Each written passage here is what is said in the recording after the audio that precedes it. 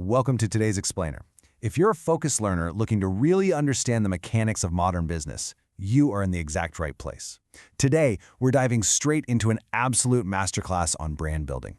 We're going to examine exactly how Robyn Rihanna Fenty transformed her massive celebrity influence into a global, multi-billion-dollar luxury business empire. Get this. As of 2026, Rihanna's estimated net worth is sitting at a staggering $1.4 billion. Yeah, billion with a B. But here's the fascinating part. While she's obviously one of the best-selling musical artists of all time, the vast majority of this incredible wealth, it wasn't built on album sales or concert tours.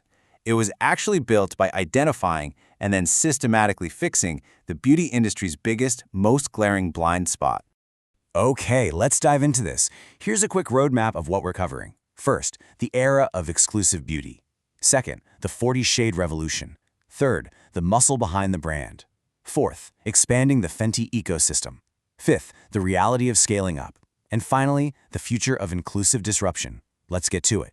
Part 1. The Era of Exclusive Beauty. To truly understand what Fenty accomplished, we first have to rewind and look at the historical landscape of the beauty industry. An industry that, honestly, for decades, was built entirely on the concept of exclusion. Just think about classic luxury cosmetics marketing, like a 1959 Max Factor advertisement literally promising high society status. For a very long time, this marketing relied heavily on signaling superiority. It catered almost exclusively to an incredibly narrow demographic, specifically a white-centric beauty standard, and often explicitly targeting the male gaze. The fundamental message was clear.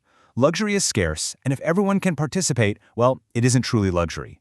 That rigid, exclusionary standard, that is exactly what Rihanna set out to completely shatter.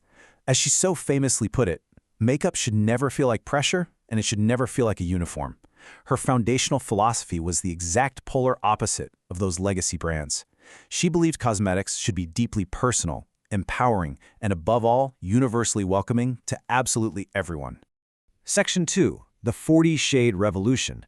Because that inclusive philosophy didn't just stay a nice idea. It became the actual blueprint for a market disruption that completely upended the cosmetics landscape when Fenty Beauty hit the shelves back in 2017. So what does inclusive disruption actually look like in practice? Well, traditional luxury brands typically launch with a really narrow 10 to 20 shade range. Deep tones or extremely fair tones were almost always an afterthought. If they were manufactured at all, the undertones were usually entirely wrong. Fenty Beauty, on the other hand, launched with 40 foundation shades from day one. By treating the deepest skin tones as an absolute priority rather than just an extension, Fenty treated representation as luxury. And this didn't just fulfill a practical need, it created this immediate, incredibly powerful, and deeply emotional bond with consumers who had felt systematically ignored by the prestige beauty world for decades. Section 3. The muscle behind the brand. Now, what's really interesting about this is that a great idea and a famous founder are rarely enough to build a billion-dollar empire. Let's peel back the curtain and look past the celebrity face at the actual operational machinery making this global scale possible. To scale globally without losing its soul, Fenty partnered with Kendo Brands, which is a beauty incubator owned by the world's largest luxury group, LVMH. Historically, beauty brands faced a terrible choice. Either stay independent and struggle to scale, or sell out to a massive conglomerate and watch the unique magic of your brand get completely optimized out of existence. An incubator like Kendo operates as a sort of third door. This division of labor is the secret sauce. Kendo handles all the unglamorous heavy lifting, the manufacturing, the complex international compliance, and those massive global distribution pipelines reaching over 60 countries. Meanwhile, Rihanna retains absolute, authentic creative control. She handles the storytelling, the product testing, and the brand's unapologetic voice. Because of this massive institutional muscle, Fenty Beauty was actually able to launch simultaneously in 17 countries on its very first day. That is a logistical marvel that's virtually impossible for your standard independent startup. Section 4. Expanding the Fenty ecosystem. Once that initial cosmetics beachhead was established, the strategy boldly shifted to horizontal expansion, capturing the consumer at multiple touchpoints throughout their entire daily routine.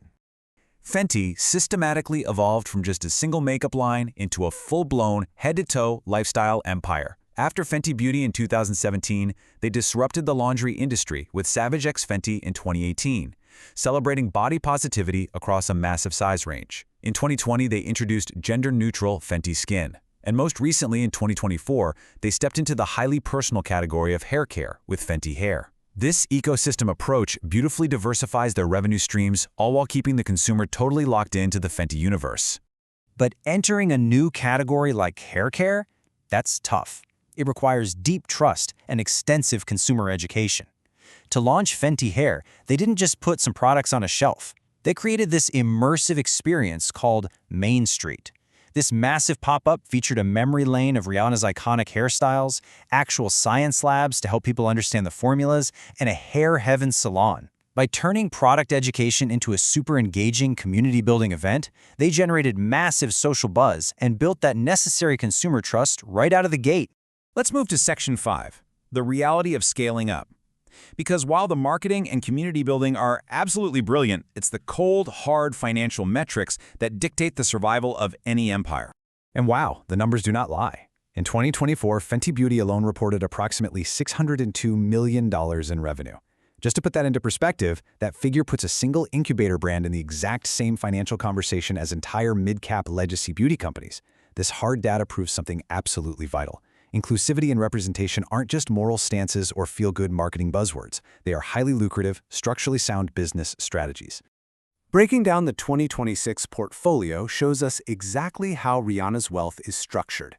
She owns a 50% stake in Fenty Beauty, which market assessments currently value anywhere between $1.5 and $2 billion. On top of that, she holds a 30% equity stake in Savage X Fenty, which maintains a really steady $1 billion valuation.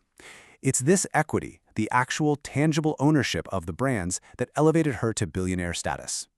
But, it's equally important to acknowledge that not every venture is a permanent home run.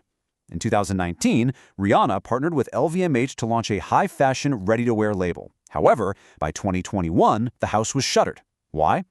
Well, it was a combination of severe pandemic supply chain issues and, frankly, inaccessible price points. We're talking jeans priced at £300. This closure serves as a vital business lesson in understanding the operational limits of a brand and respecting your core consumer's price sensitivity, even when you have massive institutional backing. Section 6. The future of inclusive disruption. Which brings us to today. How does a brand that literally disrupted the market in 2017 maintain its dominance in the highly complex, totally saturated market of 2026? The answer is continuous strategic adaptation.